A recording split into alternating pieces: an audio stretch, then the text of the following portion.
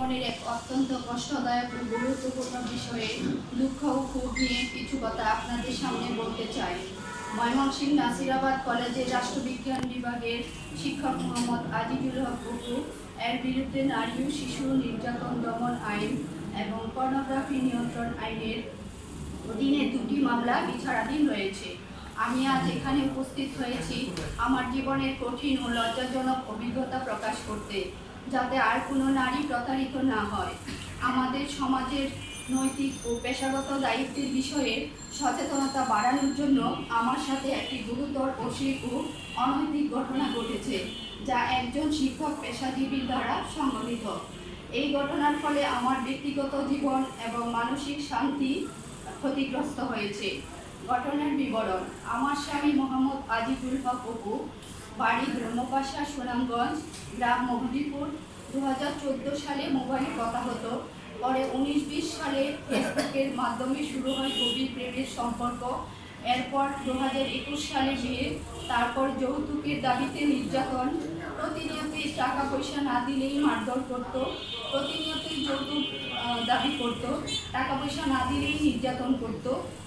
সামাজিক যোগাযোগ মাধ্যম ফেসবুকে শুরু হওয়া গভীর প্রেমের সম্পর্ক ধীরে ধীরে রূপ নেয় প্রেমে, শেষ পর্যন্ত বিয়েতে। কিন্তু বিয়ের পরই প্রেমের গল্প পরিণত হয় নির্মম নির্যাতনের করুণ কাহিনীতে। 17/10/2021 বিয়ের পর থেকে মোহাম্মদ আজিজুল হক অপু আমার সঙ্গে আমার সংসার শান্তিপূর্ণভাবেই করতেছিল। কিন্তু কিছুদিন পরে যৌতুকের জন্য আমাকে নানা ধরনের শারীরিক ও মানসিক নির্যাতন চলাকালে এক পর্যায়ে চলিতেছিল। কিন্তু কিছুদিন পরে যৌতুকের জন্য আমাকে নানা ধরনের শারীরিক ও মানসিক নির্যাতন চলাকালে এক পর্যায়ে গত 23/5/2022 অনুমান সকাল 10:30 সময় আমি আমার বাসায় অবস্থানকালে আমার বন্ধু মাজেদ তাহার হোয়াটসঅ্যাপ নাম্বার 019317722137 আমার দাম্পত্য জীবনের অন্তরঙ্গের মুহূর্তের কিছু নগ্ন ছবি প্রেরণ করে। ছবিগুলো আমার স্বামী আজিজুল হক অপু, বন্ধু মাজেদ সহ সকল কলেজ বন্ধুদের, আত্মীয় স্বজনদের হোয়াটসঅ্যাপ, ইমো, ভাইবার, মেসেঞ্জার সহ সকল সামাজিক যোগাযোগ মাধ্যমে ও ইন্টারনেটে সরবরাহ করে। গত 29/5/2022 বাসায় আসিলে উক্ত ছবির বিষয়ে জিজ্ঞাসাবাদ করিলে আজিজুল হক অপু আমার প্রতি ক্ষিপ্ত হইয়া আমাকে এলোপাতাড়িভাবে মারপিট করে এবং লোহার খুন্তি দিয়া ডান বাম হাত এবং পিঠে ফেলা জখম করে। এক পর্যায়ে বিবাদী আমাকে প্রাণে মেরে ফেলার হুমকি সহ তারেক প্রদানের হুমকি দেয়। এতে করে আমি সামাজিকভাবে চরম হাই প্রতিপন্ন ক্ষতিগ্রস্ত হয়েছি এবং এখনও হচ্ছি। উপরোক্ত বিষয়ে আমি 19/9/2022 কাকুন থানায় মামলা দায়ের করি, যার মামলা নাম্বার 21/9/2022 ধারা পর্নোগ্রাফি আইনের 8-2, 8-3, যাহা বর্তমানে বিচারাধীন রয়েছে।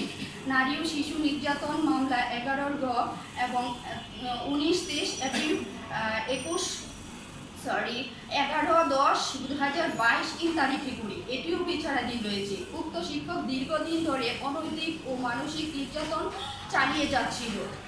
তার আচরণ, কথাবার্তা এবং কর্মকাণ্ডে আমি সামাজিকভাবে লাঞ্ছিত ও মানসিকভাবে বিপর্যস্ত। সংসার জীবনে তার অনেক লাঞ্ছনা, বঞ্চনা ও প্রবঞ্চনার শিকার হয়েছি। আমি একজন শিক্ষিত ও পরিশ্রমী নারী। মোহাম্মদ আজিজুল হক অপু একজন শিক্ষক পরিচয়ের আড়ালে থাকা প্রতারক ব্যক্তি।